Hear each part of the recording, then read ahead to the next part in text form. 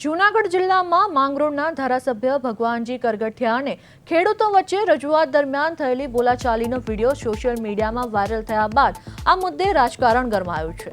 આજે ખેડૂતો કલેક્ટર કચેરી પહોંચ્યા હતા અને કલેક્ટરને લેખિતમાં આવેદનપત્ર પાઠવ્યું હતું। ખેડૂતોની મુખ્ય માંગણી એક પુલિયાને બચાવવાની છે। ખેડૂતોના જણાવ્યા અનુસાર જે પુલિયા અંગે વિવાદ સર્જાયો છે તે ખેડૂતની માલિકીની જમીનમાં બનેલી છે અને જો આ પુલિયા તોડી પાડવામાં આવશે તો સેંકડો ખેડૂતોને પોતાના ખેતર સુધી પહોંચવાનો એકમાત્ર રસ્તો સંપૂર્ણપણે બંધ થઈ જશે। ગઈકાલે ધારાસભ્ય સમસ્યા સાંભળવા આવ્યા ત્યારે મતભેદ થતા વાતાવરણ વણસ્યું હતું। આજે કલેક્ટર કચેરીએ આવેદન સ્વીકારીને સમગ્ર મામલે યોગ્ય તપાસ કરી જરૂરી કાર્યવાહીનું આશ્વાસન અપાયું છે। હવે તંત્ર શું નિર્ણય લે છે તેના પર સૌની નજર છે।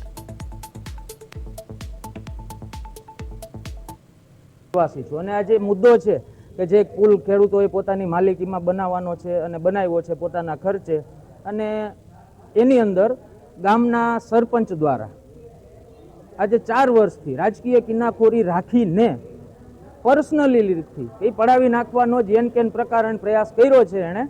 અને આની અંદર તમામને, પછી હું એ કહીશ કે રાજકીય આગેવાનો હોય, તંત્ર હોય, કર્મચારી હોય, અધિકારી હોય, તમામને ગેરમાર્ગે દોર્યા છે, ભ્રમિત કર્યા છે અને છેતરપિંડી કરી છે। હું એટલે કહું છું કે ન તો એ જે કહે છે એ લાંગડી નદી છે, ન ત્યાં હજારો વીઘા જમીન છે। સાહેબ, આખા ગામની જમીન 750 થી 800 વીઘા છે, એમાં 5 સીમો છે અમારી છે, કાદો છે, ખોપો છે, ઉમરાવાડી છે, પીપરવાડી છે અને ઉગમણી સીમ છે। આ ઉગમણી સીમ અમારા બાપ દાદાની માલિકીની જમીનમાં અમારા ખર્ચે અમે 35 જણાઓએ ચાલવાનો રસ્તો છે એમાં પુલ બનાવ્યો છે। એટલે પુલ બાબતમાં આવ્યા હતા, બરાબર, ધારાસભ્ય, બરાબર, ભગવાનજીભાઈ કરગઠિયા, તો એ કહે છે કે પુલ પાડી નાખવું, બરાબર।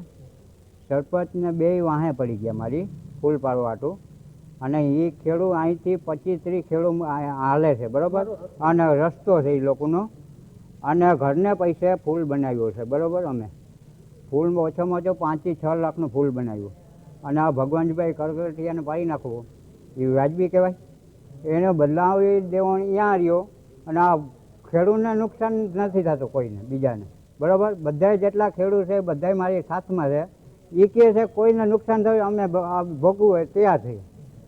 રજૂઆત એ છે કે આજથી 5 વર્ષ પહેલા જાંબાડી મુકામે ખેડૂતોએ પોતાના સ્વખર્ચે, પોતાના પૈસે અને પોતાની માલિકીમાં પુલ બનાવેલ છે, જેને કોઈ અરજીકર્તાએ તે પુલ પાડવા માટેની અરજી આપેલી હતી, જેમાં 2022માં 10 ઓગસ્ટમાં એ ચુકાદો આવેલો છે કે યોગ્ય કાર્યવાહી કરવી, પણ પુલ તોડવો એવું ક્યાંય પણ ઉલ્લેખ કર્યો નથી।